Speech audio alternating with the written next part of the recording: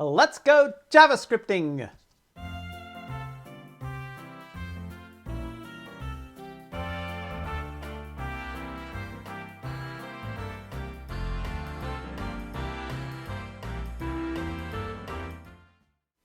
Hi everybody and welcome to another exciting edition of Boring JavaScript. I'm your host, the Virtuoid, aka Mike Smith, and today we're going to talk about private variables and private methods.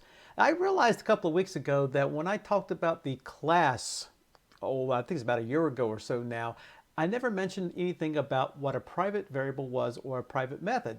And both of those are something you can do within classes to be able to give you complete and total control over how your class operates with all those different other applications that are trying to instantiate your class. So you want to see how they work? Let's get started. Private variables and private methods are very easy to define within a class. All you have to do is put a hash mark, or what we old folks call £, in front of the variable name. If you place a variable name at the very beginning of a class here, it is normally in fact, it's not normally, it is a public variable. By putting the hash mark at the beginning of it, it makes it a private variable. So what are the differences between the two?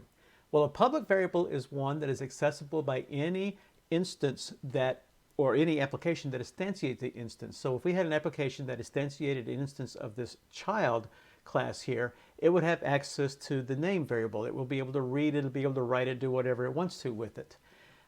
A private variable, however, is only available within the scope of the definition of the class itself. It is not available to any application that instantiates it. So again, if we had an application that instantiated this child class, it would have access to name, but it would not have access to age whatsoever. But any code within the scope of the class will have access to age. And how do you access it? Just like you would any other variable. So you would say this name, if it's a public variable, say this dot name equals whatever, and you would say this dot # age or hash mark age to be able to access the private variable. And private methods work exactly the same way. By putting a hash mark at the very beginning, that method can be called by any code here within the class, like for instance right here under getAllAges, which we'll talk about here in a minute. This will call getAge in months. And so I have access to everything within here, well, I have access to any private method within this class, but any application that instantiates this class will not have access to it. Constructor they have access to because obviously it constructs the variable. GetAge they have access to because it's a public method. And public again means any application that instantiates the class will have access to that method. GetAllAges is also a public method, but getAge in months is private because of the hash mark. So that's really all there is to a private and a public variable. So let's take a look at the private variables in action. I've got an application here called parent that basically instantiates the child, and this instantiation passes name and age, and of course within name and age I just set the name and the age within the child. No biggie there. So I'm going to say console.log my child's name is mychild.name and my child's age is mychild.age. I mean, you can already tell that my IDE is saying there's a little problem right here. It's got little squiggly lines underneath it, which means, hey, we got a problem with this, because it already knows it's a private variable. So remember, a public variable is accessible by any application that instantiates it. So this application instantiates child. Name is a public property. I've been saying variable, I'm sorry, public property. So therefore it is available to us. I can read it, I can write it, I can do whatever I want to with it. But age is a private one, so I cannot access age. And to prove that, let's flip over to Node, and let's type in Node parent, and let's see what happens. Yep, my child's name is Bobby, which is correct, but my child's age is undefined. And why it's undefined is because age is defined as a private variable within child. So I can see it within this code. Any application that instantiates this class cannot see it. So, okay, we can't get age. What about if we do hash age? All right, well, let's do that. Let's put a hash age right there. Again, my idea is saying, I don't think that's going to work, but let's try it anyway. So let's go over here. Won't even clear our screen. Let's just do node parent again. And boom, crash. Nope, can't do it. Private field, #age must be declared in enclosing class. Well, it's not. So we cannot access a private variable outside of the class by just putting the hash mark at the very beginning of it. So that part doesn't work. So let's take that back off there.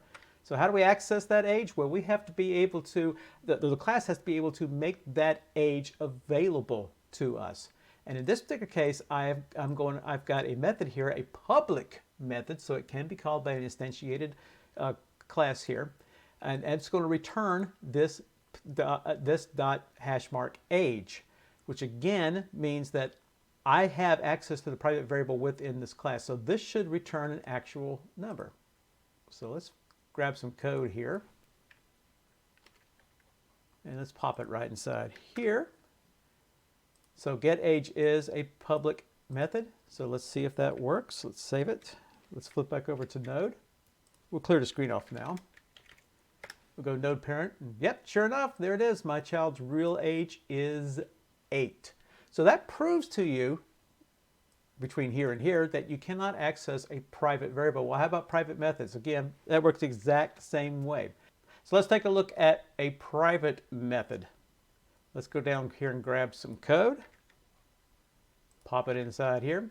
In this case, my child's age in months is my child get age in months. Now, get age in months is defined as a private method. So again, I can get access to it within the class, but I can't get access to it outside of the class. No application instantiating the class can grab it. So this should give some sort of error. Let's find out. Let's go over to Node. We'll clear the screen off. And we'll go node parent and boom, crash. Yep. Says get age in months is not a function.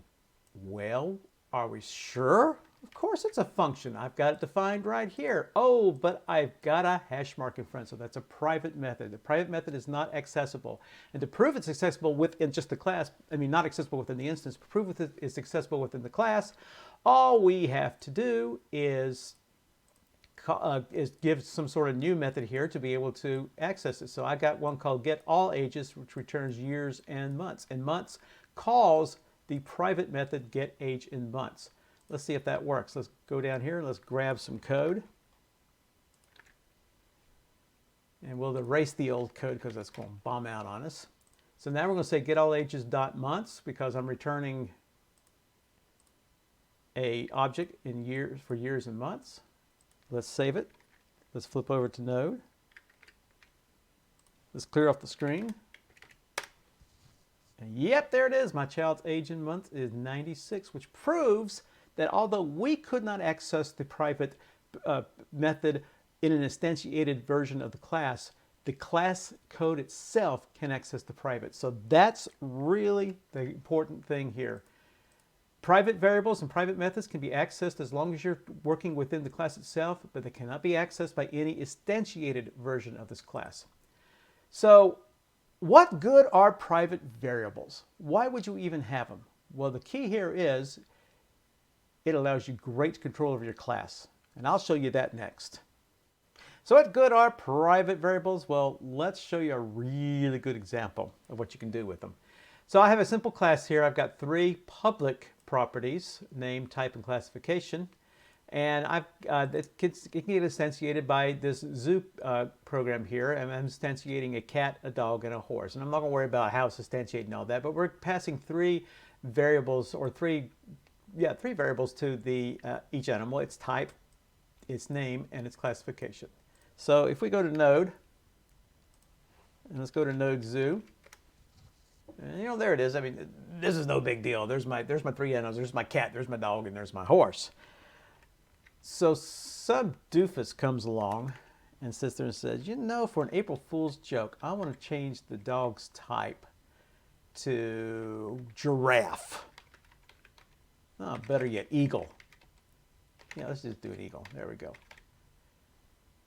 Ha ha ha, funny, funny, funny. Let's go to Node. Let's do node.zoo. And yep, our dog is now an eagle. So we're able to change the type. Let's face facts. We can't have a dog there that is suddenly in the middle of the zoo becomes an eagle. That just doesn't quite work out. So what can we do to fix this? Well, one of the first things we can do is we can make type and classification, which should not be changed, into a private variable. So How do we do that? Put the hash mark in front of type and classification. So that makes type and classification now private variables, so they are accessible only within the class block itself, but they are not accessible by any instantiated version.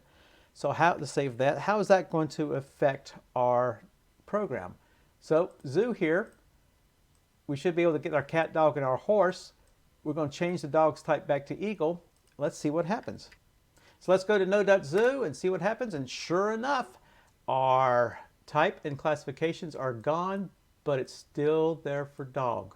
What happened? Well, here's the situation. If we click back over to our code, within JavaScript, you can change the properties within an instantiated class all you want to. It just creates new public properties. So when I said dog.type equals eagle, it created a new public property called type. But doesn't that conflict with the type here? It does not, because JavaScript will treat the public property type and the private property type as two different variables. Aha! So how do we fix that? Well, we'll fix it with getter and setter functions, which I covered a little bit earlier. And getter and setters allows us to be able to define what happens when any instantiated class or anything accesses a private property or accesses a variable within our class, and what happens when we want to change the variable. So I'm going to do a getter function for type, and all I'm going to do here is return this dot type to return the private variable. And we'll do the same thing for classification. We're going to return this dot classification. So why have we done this here? So now by setting a getter function here, we're now basically saying that anytime anybody gets the variable or the property type, not # type, but type, return this dot type. Anytime somebody changes anytime somebody accesses classification, return this dot classification. Now, if we wanted somebody to change something, we would have a set type.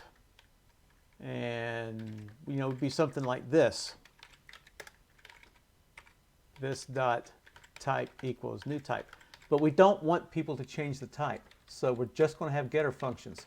If you have a getter function without a setter function, it makes it read only. So now, not only do I have my private variables set up here, but I am telling it exactly how to be able to access them as if they are public variables.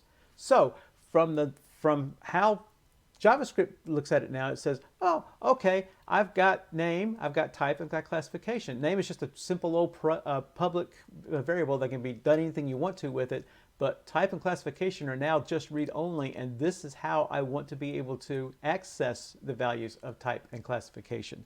So now, if we flip over to Node, let's clear the screen off and we'll go to Node Zoo.